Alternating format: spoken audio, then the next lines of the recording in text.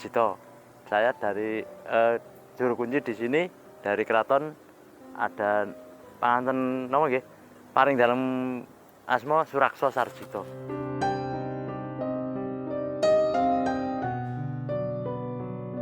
Makam ini adalah seorang dalang pertama Mataram, murid Sunan Kalijogo yang syiar agama melalui media wayang.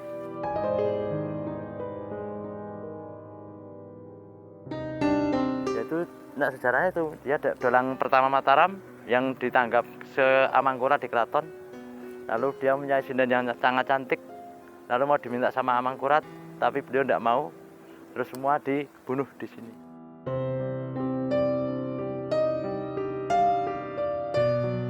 Banyak di dalang Panjang Mas, Ratu Malang, ada Empu Supojoyo, Kirano dan sama pemusik dan sinden-sindennya di dalam.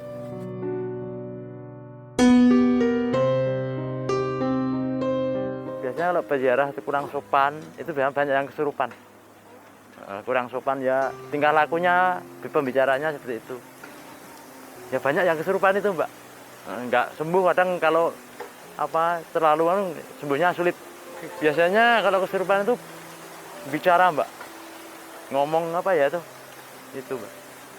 Mungkin udah dari bawah mau masuk kesurupan, nggak boleh masuk. Gitu.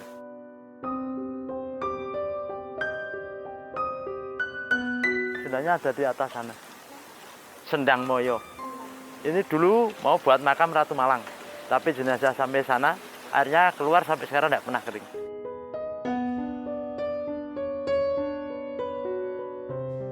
Ini malamnya yang paling bagus itu malam Senin Legi sama Rebo Legi.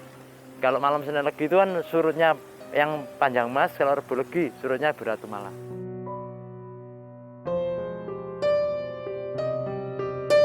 Kalau paling jauh ya dari luar negeri, dari Prancis sama Belgia. Oh, pernah? Sering dulu. Ada yang dari Kalimantan juga, Samarinda itu banyak.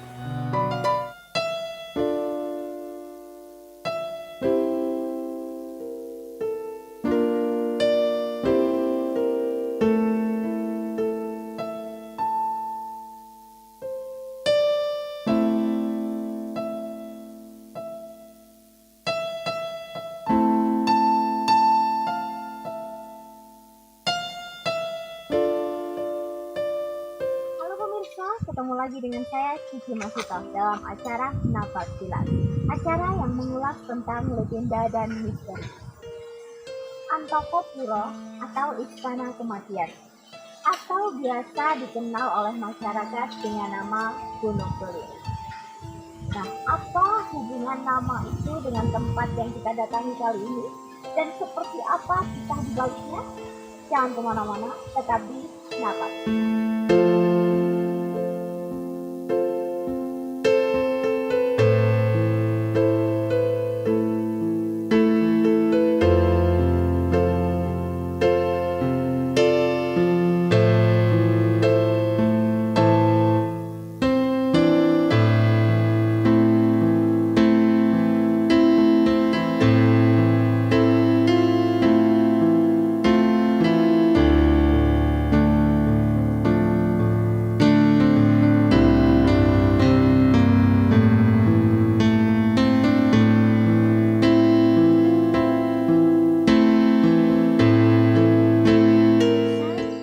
Saya sudah berada di Gunung Kelir, Pleret, Bantul. Lebih tepatnya berada di makam Ki Dalang Panjang Mas. Seperti apa cerita selanjutnya? Mari kita tanyakan kepada narasumber kita.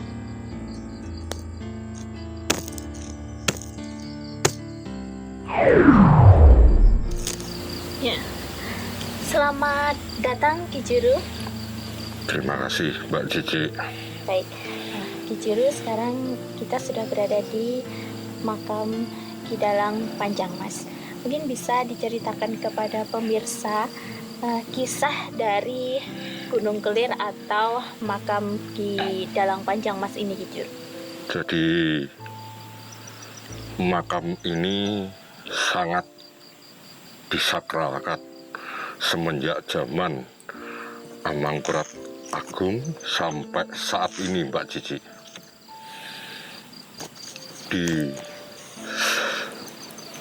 Makam di belakang saya ini adalah makam dari Ki Dalang Panjang Mas. Beliau termasuk dalang yang memiliki karisma, karena pada waktu itu dia selalu menampilkan dalam bentuk pagelaran wayang. Sebelumnya itu masih ada wayang beber, Mbak. Wayang yang digambarkan dalam kain. Sedangkan Dalang Panjang Mas ini merupakan pengikut dari Sunan Kalijaga. Masanya sudah berganti menjadi wayang kulit dengan cerita-cerita yang mengikuti perkembangan zaman. Selain itu, Mbak Cici, dari zaman dulu sampai sekarang, orang masih datang, baik itu dalang, sinden atau waranggono, lalu penyanyi pun datang ke sini, Mbak Cici. Orang yang belajar spiritual kebatinan Jawa pun datang ke tempat ini. Makanya tempat ini selain Antokopuro, selain Istana Kematian, juga disebut dengan Gunung Kelir, semacam pakeliran wayang. Tetapi tokoh-tokoh spiritual datang ke tempat ini itu untuk mencari sosok atau wayang yang sesuai dengan dirinya, sehingga ketika mendapatkan wangsit dari tempat ini, dilakukanlah upacara selanjutnya menuju tataran keilmuan yang lebih tinggi lagi. Jadi tidak hanya 1-2 orang, tokoh-tokoh spiritual yang ada di Jogja dan Jawa Tengah itu juga datang ke tempat ini. Kemudian tempat ini, Mbak Cici, meskipun berada di perbukitan, tetapi terjaga dengan bersih, terjaga dengan baik. Dipercaya atau tidak bahwa yang mengelola atau juru pelihara yang ada di tempat ini itu sudah benar melakukan dengan keikhlasan, sehingga tempat ini masih terawat. Begitu, Mbak Cici. Baik, Ki Juru, mengenai tempat ini, adakah hal-hal gaib yang Ki Juru rasakan, atau mungkin ada hal gaib apa yang Ki Juru dapatkan? Malam ini saya merasakan kehadiran selain Dalang Panjang Mas, juga ada orang tua dari Ratu Malang. Seorang tokoh pedalangan wayang beber, namanya Ki Dalang Mayang. Sosok yang bijaksana yang seringkali saya yakini juga datang ke tempat ini. Itulah kegaiban, Mbak Cici. Baik pemirsa, dalam kompleks pemakaman ini selain makam dari Ki Dalang Panjang Mas, juga ada makam dari Ratu Malang. Ya, setelah ini kita akan menuju ke makam Ratu Malang.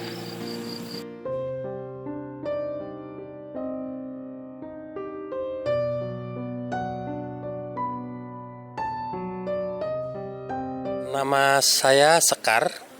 Saya di sini tinggal di Tegal Prian. Saya berasal dari Probolinggo, Jawa Timur. Di Jogja saya berdomisili sekitar 3 tahun ini.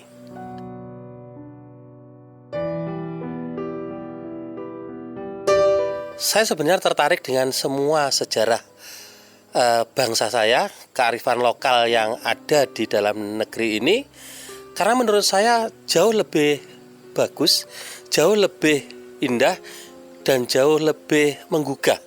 Dan itu menjadi pembelajaran bagi anak-anak saya.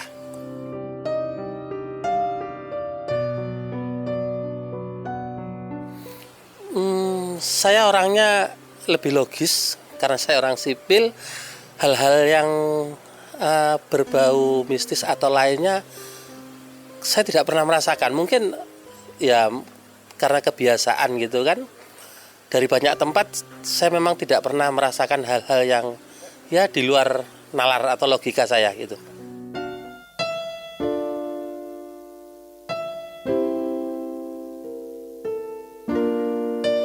Pemirsa, tepat di belakang saya adalah makam dari Nyai Ratu Malang. Seperti apa kisah beliau? Langsung saja kita tanyakan kepada narasumber kita. Baik, Ki Juru. Ya. Sebelum kita ke Nyai Ratu Malang, sebelumnya Ki Juru mengetahui tidak jumlah dari makam yang berada di sini?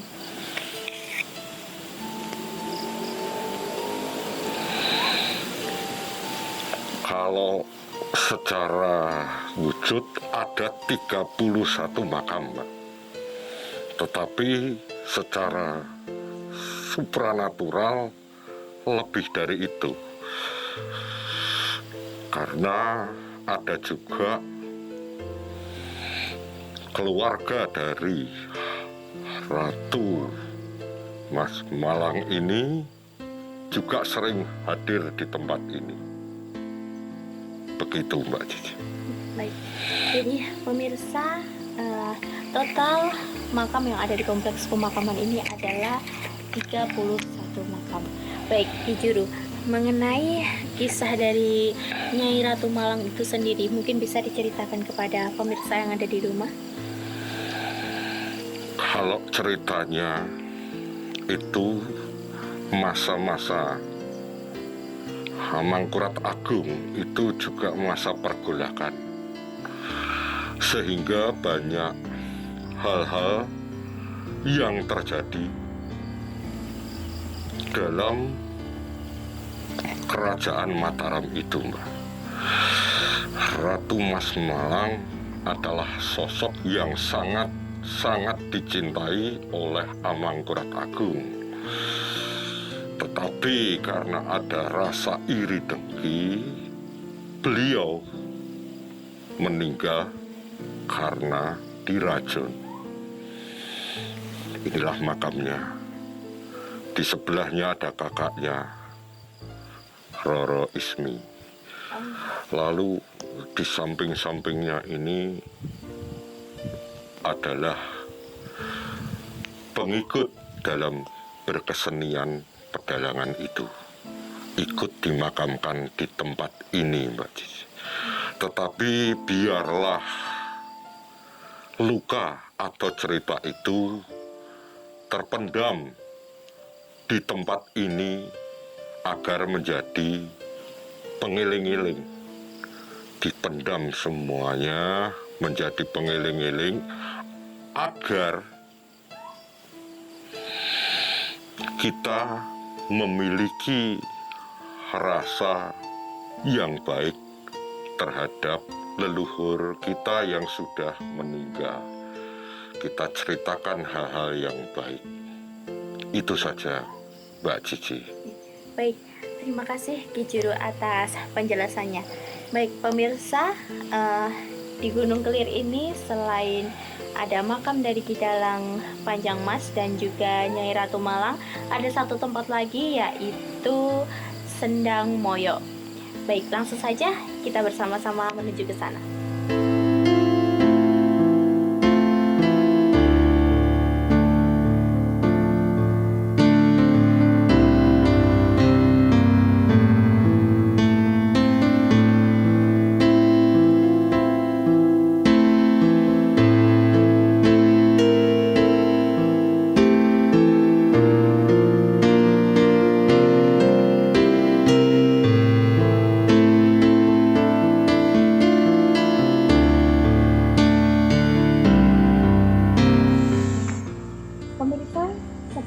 Sudah berada di Sendang Moyo yang dulu sendang ini digali untuk pemakaman Nyai Ratu Malang, tetapi karena semakin digali mengeluarkan air yang tidak kunjung surut, maka makam dari beliau dipindahkan di sebelah sana tadi.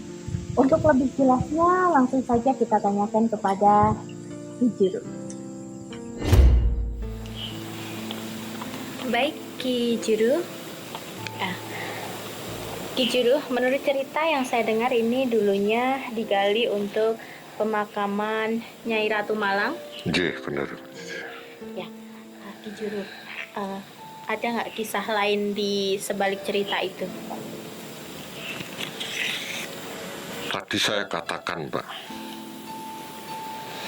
kalau di tempat pemakaman tadi itu betul-betul suasananya wingit.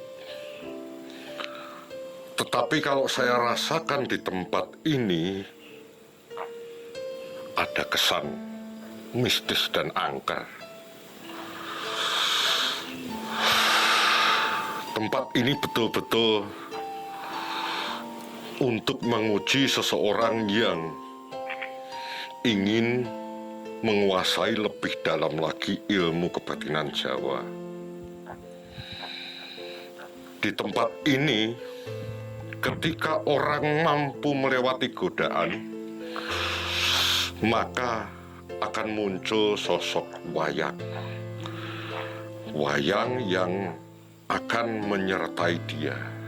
Intinya orang harus belajar terhadap sifat-sifat baik yang ada dalam tokoh wayang tersebut. Hal yang baik ini yang harus dikembangkan di dalam masyarakat. Karena sebenarnya satu wayang itu untuk satu orang. Tetapi satu kotak wayang itu juga ada dalam diri manusia yang satu itu. Jadi godaan di sini sangat berat, Mbak. Lalu kemampuan tokoh-tokoh spiritual itu sampai mewujudkan batu yang bisa menyimpan wayang-wayang dari Dalang Panjang Mas. Letak batunya juga ada di sini. Meskipun awalnya bukan seperti itu, tetapi kemampuan orang bisa mewujudkan batu itu menjadi kotak yang berisi wayang-wayang. Begitu, Mbak. Baik pemirsa, jadi selain ada Sendang Moyo yang di belakang sana, di area sini juga ada kotak batu yang menjadi tempat penyimpanan wayang. Ya, Ki Juru, menurut cerita yang saya dengar, Ki Juru, terkadang di sini ada kemunculan sosok-sosok yang berseberangan dengan kita, begitu seperti makhluk-makhluk tertentu. Nah, kalau Ki Juru sendiri merasakan nggak, Ki Juru, atau mungkin Ki Juru melihat ada penampakan-penampakan yang ada di sini, dan apa saja yang dilihat gitu, Ki Juru? Ada yang namanya Banaspati, Pak. Wujudnya api. Orang biasanya melihat di tempat ini saat pasaran harinya Wage. Jadi kalau Wage datang ke tempat ini, entah harinya apa, bisa bertemu dengan sosok Banaspati itu. Karena Wage adalah wahananing geni. Seperti itu. Tetapi juga ada perempuan yang duduk di batang pohon itu, Mbak Cici. Saat ini hadir di tempat ini melihat kita. Tetapi karena kita datang untuk tidak mencobai, yang ada di sini pun juga tidak melakukan hal-hal untuk mencobai manusia yang sedang bersemedi di tempat ini atau kungkum di tempat ini. Selama kita datang dengan tujuan positif, aman-aman saja begitu kayak gitu. Iya, orang datang ke sini juga semuanya harapannya positif, Pak. Sekaligus menguji pikirannya, menguji ketakutannya terhadap tempat-tempat yang sepi. Kekuatan akan muncul terhadap orang-orang yang bisa menyelesaikan ujian yang ada di tempat-tempat yang wingit maupun tempat-tempat yang angker. Baik Ki Juru, terima kasih atas penjelasannya.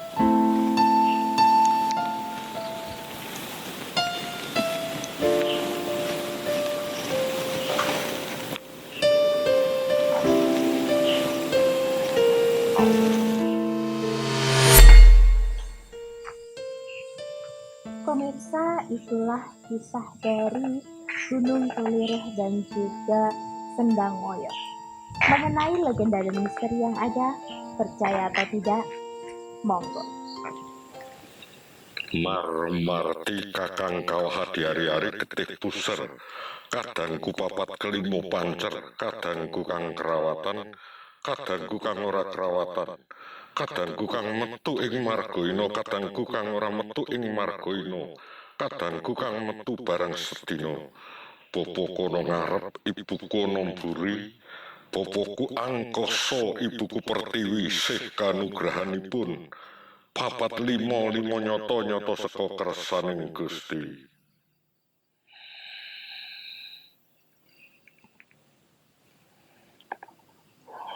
Kundur wenten sukma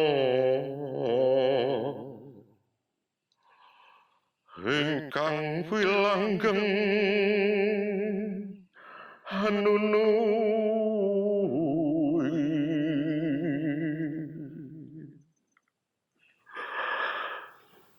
Alik telahan sutya sinuwun amparing lampah winarno prambonge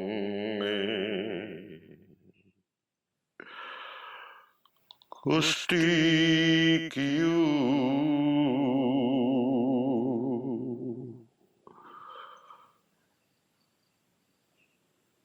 kang jeblak salir pangaksa